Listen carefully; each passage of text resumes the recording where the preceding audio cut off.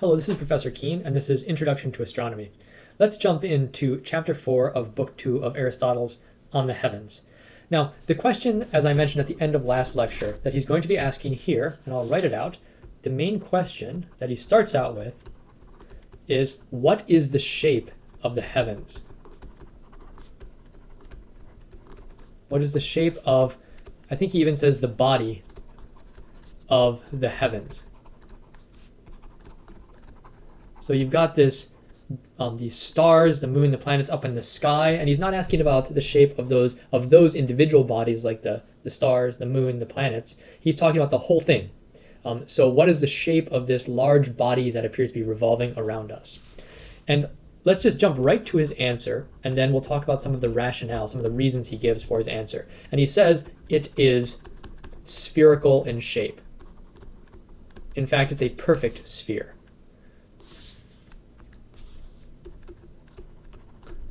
That's his answer. Now the question is why? Why does he think that it is spherical in shape? And he gives a number of reasons. And I'm not going to go through all these in the exact order that he gives them in. If you want to look at the order, you can look over here at chapter 2. And if we jump ahead right here, we're in book 4, which is at the bottom of the page here. And he says, you can see right away, he says, the shape of the heaven is of necessity spherical, for that is a shape most appropriate to its substance and also by nature primary. So there's going to be a number of reasons that he gives over the next couple pages. Let's jump ahead to, I think, his second reason or so. I don't know how we want to order these, but one of the reasons, so what are the reasons for this?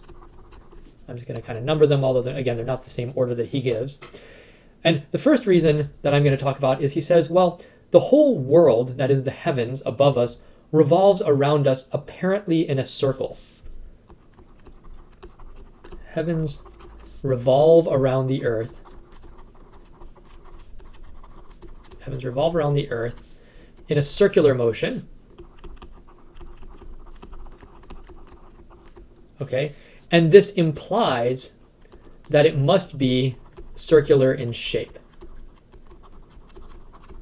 That seems like it would be the most natural shape for something that moves in a circle, that is moving around us, right? And again, here we have just some common sense. When you look up at the sky from night to night, you see things rise in the east, travel roughly overhead, and set in the west. This is happening repeatedly night after night after night. It appears to us that the stars are moving in a circular motion, and so it seems like it would be most natural for it to be circular. And moreover, what if it were not exactly circular? So what if it was, instead of circular, it was egg-shaped? He calls it oviform, or even bean-shaped, lentiform. So what if it was kind of, if this is the Earth here at the center, and what if this huge body on which the stars are located was not circular in shape, but kind of like an oval shape? What would happen then? Well, notice that as this rotates around, this is the argument that he uses, as it rotates around us like this, let's say it's kind of swinging around like this, notice that there are going to be some parts of it that are inside of it at one point and outside of it at another point. So right here, if we pick out this point right here, at this moment where there's a dark line, it is inside of the world or the universe. But as the universe rotates like this, now that point is outside of the universe. And he says that doesn't really make any sense to have certain places inside at certain times and other places outside at other times. The only shape that one could have that maintains whatever's inside of it at all times would be a circular shape. Because as this rotates around, the points that are inside of it stay inside of it. Okay? So that's one of the arguments that he gives. Another argument that he gives is that the heavens move swiftly, or very quickly around us. They move swiftly around us, and he says the most natural thing to move most swiftly around us would be a circular object. So the most swift mover, or the most swift body,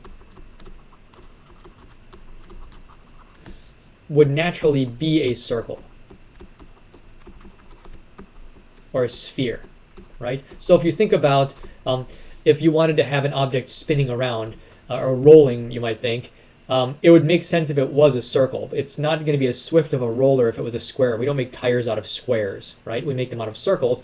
So it's a natural shape. It would be a fast-moving shape, and that's the kind of thing that seems natural for the heavens, okay?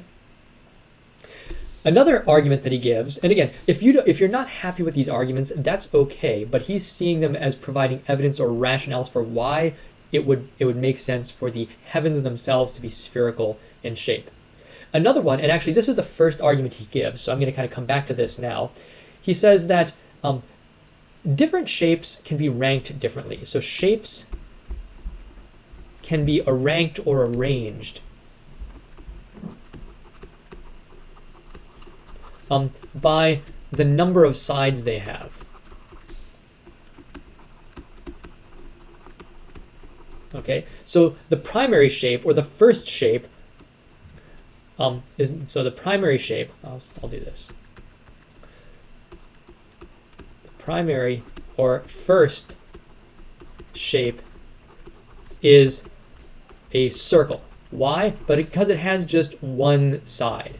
Right? There's only one side to this circle. And then as you add sides to it, it becomes a secondary or tertiary or a fourth ranked shape and so on. So the third shape is a triangle. Why? Because it has three sides. So a triangle is the third ranked shape. The fourth ranked shape is a square. Okay?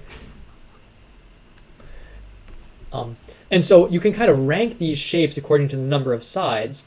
And then what he does is he says, well, it would make sense for the primary body, that is the body that consists the heavens, the kind of the biggest thing in the universe, if that's the primary body, and the primary shape, the one that has the smallest number of sides, is a circle, then it would make sense for the primary or most important body to itself be a circle.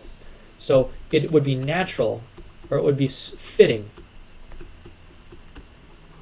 for the heavens, which he calls the primary or first rank body, to have the form of the primary shape or the first ranked shape. And again, you're likely not going to find this kind of argument convincing. I don't know, maybe you do, but he's trying to explain the rationale or the reason why the heavens might be circular in shape. It appears that they're moving around us in a circle, and it would be natural for them to move quickly around us, and here he's arguing for another reason. Okay, another reason, let me just mention this one also. He says this is corroborative evidence. So this would be on, I think, down here, I guess. I don't remember where it is. The corroborative evidence. He says, well, if the Earth itself is a sphere in shape, we know that. Notice he didn't think the Earth was flat, as some people might accuse the ancients of believing. He says, we know the Earth is circular in shape. We also know that the waters that are on the Earth, I know water doesn't cover the whole Earth, but imagine the waters on the Earth, those form a sphere in shape. And then presumably the air around us, the atmosphere, the air surrounding the Earth is also spherical in shape. So this sphere is kind of a theme. And if you want to think about the things that are above the Earth that make up the heavens, since they're continuous with the sphere of the elements on the Earth, it would only make sense if those two are spheres kind of built up like onion skins on top. He sees it seems like that's a weaker argument, but he's arguing that because of the shape of the Earth and the shape of the water, it would make sense if the things that surround the Earth are also spheres. So those are the arguments he provides us for the shape of the Earth in chapter 4. Let's pause there.